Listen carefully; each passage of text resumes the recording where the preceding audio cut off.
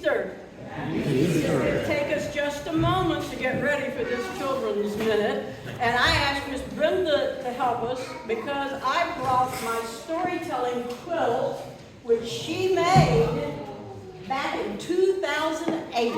And it had squares from all the families that were here in 2008. Their names were on here, and some of you are still here, and your name's on there too. So we're going to spread this down because I have used it all these years as a storytelling quilt, and the children come forward at Children's Minute to sit on the quilt. So would you do that for me? And we have a big child here. Yeah. I'm going to sit on the quilt too. And we have an old woman here who's going to sit in the chair.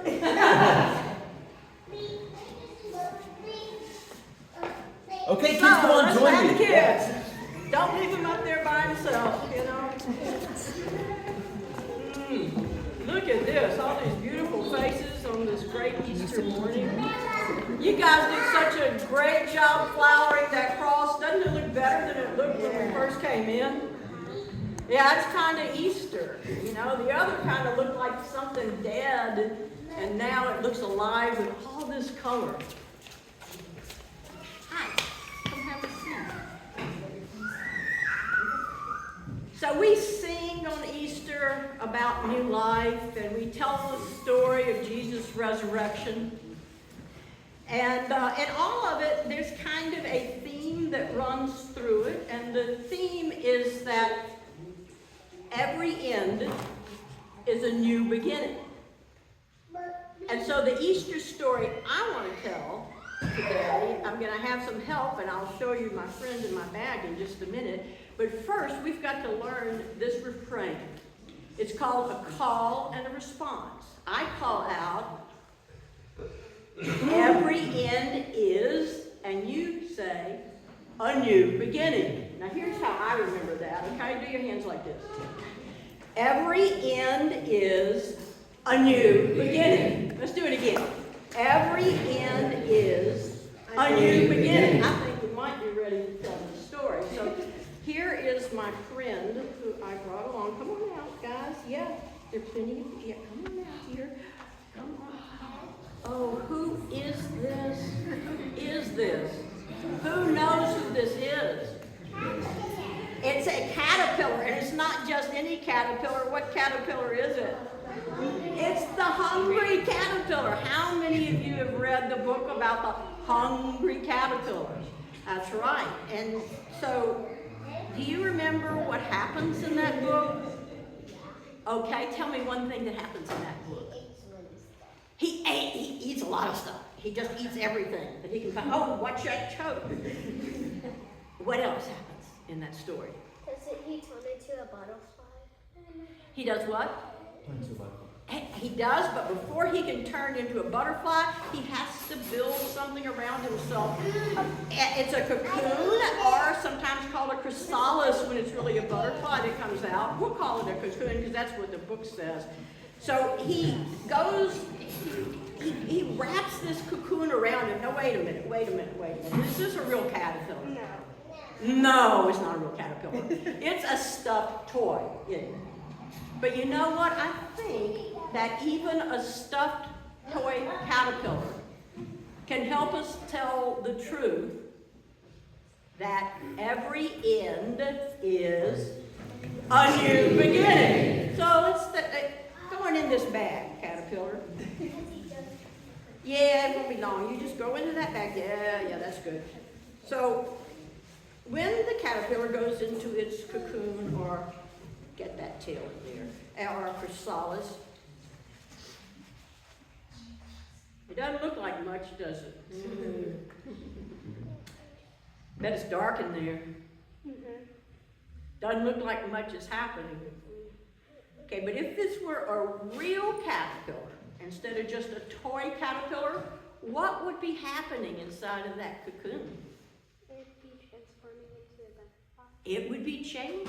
It would be transforming to a butterfly. And so it would be the end of the caterpillar, wouldn't it? But it would be a new beginning for the caterpillar as a butterfly, because in every end, what is? There is a new beginning. Now, this stuffed toy caterpillar, he can't really do what a real caterpillar is supposed to do. He can't really transform in here. But you know what? Even stuffed toys can have new beginnings. Because in every end, there is what? A new beginning. So I'm going to need some help since it's a stuffed toy. But it was a stuffed toy made to have a new beginning. What do you see right here on this stuffed toy? A zipper. It's a zipper, right? So, you know, new beginnings come in lots of different ways. I mean, the new beginning for Jesus was that Jesus was risen from the dead. A new beginning for a real caterpillar is that he becomes a butterfly. Does a butterfly look like the caterpillar? No.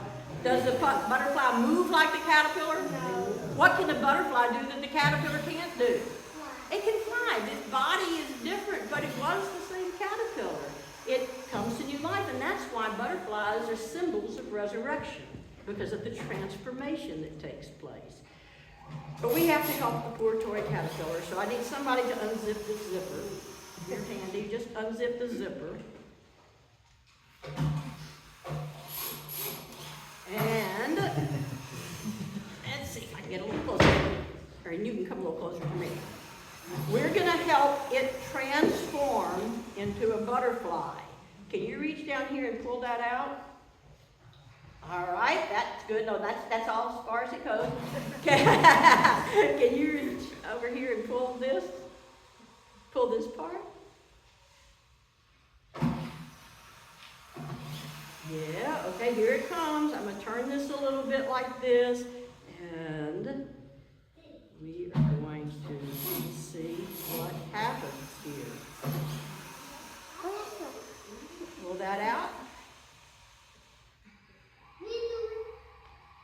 You want to do it? Okay, he hasn't had a turn. Pull this part out. Just pop it out. No, not too hard. We don't want to hurt the butterfly, do we? We have to be gentle. See, transformation isn't a violent thing. It happens very slowly as things just evolve into something else.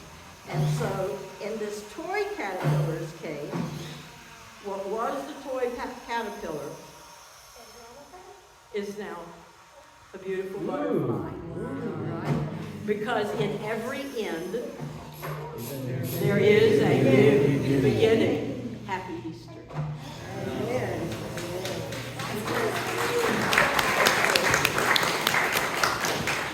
Can you guys stay with me? All right. Because we're gonna, every end, you think the homily is the end, but it's a new beginning. So I wanted to share a little bit of things to kind of add on a little bit to what Mother Gayle was saying. Are you guys with me? Okay. All right. So she showed you what one image of resurrection can be. I'm going to show you one other image of what resurrection can be. Okay, so I'm going to do it, and maybe like if you guys can help me do it too. Okay, all right. So this is what I think that a good image of resurrection is. Okay, ready? Here it goes. A step, just a step. So could you guys get up? Maybe could you get up real quick and take just one big step? Okay. Just one. All right. Great. Okay, great. All right, you can sit back down. All right, awesome. Okay, so now let's think about this just for a second. Think about Jesus in the tomb. He's in a tomb. He was dead. Dead. So he's dead. His life was over. That was it. Lights out. And so everything was done. He was in a place where it was just thought that in a tomb where like nothing should move, nothing should be happening. There shouldn't be changes. There should be nothing going on. It was dark. It was empty. It was lonely. So imagine Jesus inside there thinking, gosh, it didn't go so well for me the first time. Maybe I should just stay in here where it's safe. But no, he said, I'm going to take a step out. I'm going to take that first step. I'm going to take a step and reveal something great and something new and something unbelievable. And then that one step led to what? What did it lead to? It led to other steps. It led to John and Peter and them coming and running to find out more. It led to Mary Magdalene taking steps to go spread the word a little bit more. All these steps that were being taken to make the life of Christ known and experienced in all kinds of ways. So maybe we can think about ourselves in our own life, our own way. Maybe we're in a place, maybe it's not a tomb, Maybe it's our homework that we're stuck with and we don't want to do. Or maybe it's a situation at work that we're stuck in and we want to get out of. Or maybe it's some feelings of depression, or maybe it's something that we're addicted to, or maybe it's a grief that we're experiencing. Maybe it's something that's dark, so dark that we feel stuck in there. And it's so scary to think, I'm going to take that first step. But we could model our life after Jesus and know that he took that step and made his life change the whole world. So the same thing for us. How can we just take that one step? I don't know what it could be. Is it taking a little step? Is it making a phone call? Is it getting in touch with a friend? Is it maybe leaving a bad situation? What is it? What is that first step that we could take in our life to really live out the resurrection that we're called to live in each one of our own lives and our own experiences? So, man, this has been so great. We've had 2 different images, and you guys have helped us so much to kind of share the message today. So maybe you guys can take maybe more than one step and go back and kind of sit with your families for the rest of the service. So thank you guys so much. Let's give you guys a hand.